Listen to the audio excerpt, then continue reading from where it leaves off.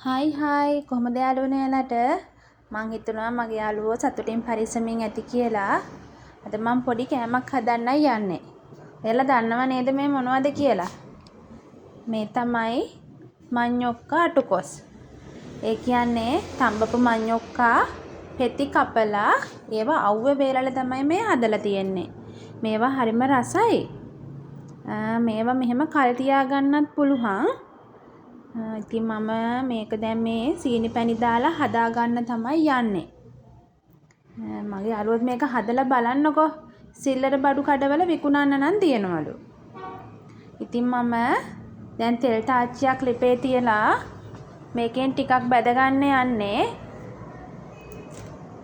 සාමාන්‍යයෙන් අපි පපඩම් බදින්නේ නිකන් රන්වන් පාටක් වගේ වෙන්න. ආන්නේ පදමට මේක බැද ගන්න ඕන. ගොඩක් අමාරු නැහැ. මේක නිකන් බැදලා බත් එක්ක කන්නත් පුළුවන්. එහෙම නැත්නම් අපිට අර පැණි කරකරලා වගේ දාලා කළු පාටට පැණි හදලා එහෙම දාලා කන්නත් පුළුවන්. මෙන්න මේ විදිහට තමයි තියෙන්නේ බැදගත්තාම. හරිම ලස්සන ගෝල්ඩ් කලර් එකක් තමයි තියෙන්නේ. මේ විදිහටත් කාලා බලන්න පුළුවන්. මම දැන් මේ පැණි එක හදාගන්න යන්නේ. මම මේ සැරේ හිතුවා පැණි කරකරලා දාන්න නැතුව අර සීනි මිදිලා වගේ දාලා ඒ විදිහට හදාගන්න. ඒ විදිහට සීනි එක හදාගන්න මගේ යාළුවෝ දන්නව ඇති කියලා මං හිතනවා. මේ විදිහට ටිකක් රත් වේගන එද්දී ලොකු බුබුලු දාන්න පටන් ගන්නවා මේ සීනි එකේ. ඊට පස්සේ පැණි එක මේ විදිහට හැන්දෙන් චුට්ටක් උඩට උස්සලා බලද්දී ටිකක් ඝනකම් ගතියට ඒක නූලක් වගේ වැක්කිරෙනවා නම් මේ පදම හරි. අපිට මේක හරියටම ආයෙ බලා ගන්න පුළුවන් විදිහක් තමයි චූටි වතුර භාජනයකට මේකෙන් බිඳු 2-3ක් දැම්මහම මෙන්න මේ පේන විදිහට අපිට සීනි ටික ඇඟිලි දෙකට ගන්න පුළුවන්. බලන්නකො මගේ යාළුවන්ට ඒක පේනවද කියලා. ඕන්න ඔය විදිහට ගන්න පුළුවන් කියන්නේ මේ පද්දම හරියටම හරි. පේනව නේද?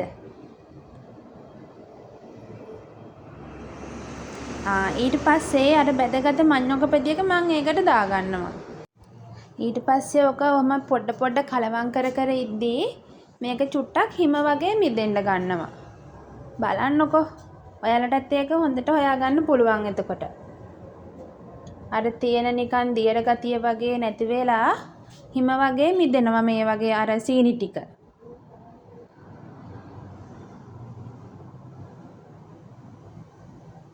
මෙන්න මේ වගේ වුණාම හරි. ඕක අර විදිහට පැණි කරලා දාන්නත් පුළුවන්. එතකොට චුට්ටක් අතේ ඇලෙන්න බලනවා. යාළුවනේ මම මේකෙන් එකක් දෙකක් කාලා බැලුවා. යාළුවන්ට කියන්න පුදුම රසක් තියෙනවා. මං ඉතින් ඕක මේ විදිහට බෝතලයකට දාගත්තා. මේක ඉතින් කල් තියාගෙන කන්න පුළුවන්. හැමදාම කන්නත් බෑ මොකද පැණි රස වැඩිනේ. ඉතින් මෙහෙම තියලා අපිට අරන් තියන්න පුළුවන්.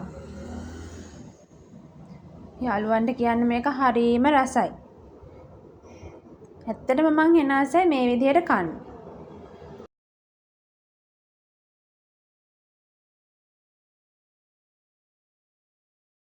ඊට පස්සේ මං එදා පොඩි වැඩක් කෙරුවා. මගේ කොණ්ඩේ අගිසි පැලිලා නැහැ. ඒ වුණාට මට හිතුණා කොණ්ඩේ චුට්ටක් පහලින් අඩු නිසා කොණ්ඩේ ටිකක් කපනවා කියලා. මේ බලන්නකො හස්බන්ඩ් කපපු තරම. තියා කැමති නෑ කොණ්ඩේ කපන්න. මං කිව්වා තව ටිකක් කපන්න කියලා. ඊට පස්සේ ඔන්න තව අඟලක් විතර කපලා කොහොම හරි මං අඟල් 2ක් විතර කොණ්ඩේ කැපුවා. මේ තියෙන්නේ මං හස්බන්ඩ් දුන්න වැලන්ටයින් gift එක. අපි දෙන්න මැරි කෙරුවාට පස්සේ සමරපු පළවෙනි වැලන්ටයින් එක තමයි මේ. ඉතින් ආදරය කියන එක දවසකට සීමා වෙන්න ඕන දෙයක් නෙමෙයි තමයි.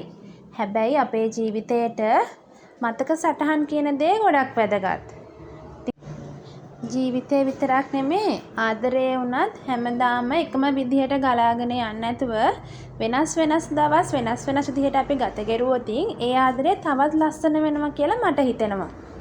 ඉතින් අපේ හස්බන්ඩ් මාව එක්කගෙන ගියා කොළඹ වටේ රවුමක් යන්න. මං හරියම කැමති දෙයක් තමයි ඒක මං එයාට කියලාමයි තිබ්බේ දවසක මාව එක්කගෙන යන්න කියලා. ඉතින් අපි දෙන්නට මැරි කරන්න යන්න කලින් නම් එහෙම අවස්ථාවක් ඇත්තටම හම්බුනේ නැහැ. ඉතින් එයා කියලා තිබුණා කවදරි මැරි කරපු දවසක මාව එක් කරගෙන යන්නම් කියලා. හැබැයි මේ දවසේ මාව එක් කරගෙන යයි කියලා මං හිතුවෙත් නැහැ. එයා කිව්වේ හවස් වෙලා ගමනක් යන් කියලා විතරයි. ඉතින් අපි දැන් ආවේ මේ කොළඹට. කොළඹ වල ෆිල්ම් එකක් බලමු කියලා තමයි එයා එකට වෙන් කරගෙන ඉඳලා තියන්නේ. අපි මේ ගියේ රීගල් ෆිල්ම් හෝල් එකට. ඒකෙන් අපි ධර්ම යුද්ධයේ ෆිල්ම් එක බැලුවා. යාළුවනේ ඔයාලට කියන්න මට නම් ෆිල්ම් එක මාරම ලස්සනයි. මගේ යාළුවොත් ගිහිල්ලා බලන්න. කොහොම හරි අපිට ෆිල්ම් එකේ අපිට ටයිම් එක දීලා තිබුණේ 8:45. අපි 8:00 කාල වගේ වෙද්දි ගිහින් තිබුණ නිසා චුට්ටක් එළිය වාඩි වෙලා හිටියා. ඊට පස්සේ විනාඩි 10ක් වගේ තියලා තමයි අපි ෆිල්ම් හෝල් එක ඇතුළට ගියේ. ඇත්තටම මං මෙදා ගොඩාක් සතුටින් හිටියා. මොකද අපි අපේ ජොබ් එක බිසි වෙලා ඉන්න දවස්වලට අපිට අපි ගැන හිතන්නවත් වෙලාවක් නැහැනේ. හැබැයි මේ වගේ දවසක් ආපුවාම අපි ඒ වෙනුවෙන් මොන දේ තිබුණත් වෙලාව වෙන් කරගන්නවා. ඒ නිසා මේ වගේ විශේෂ දවස් අපේ ජීවිතවලට ගොඩක් වැදගත් කියලා මං ඉස්සෙල්ලත් කිව්වේ ඒකයි.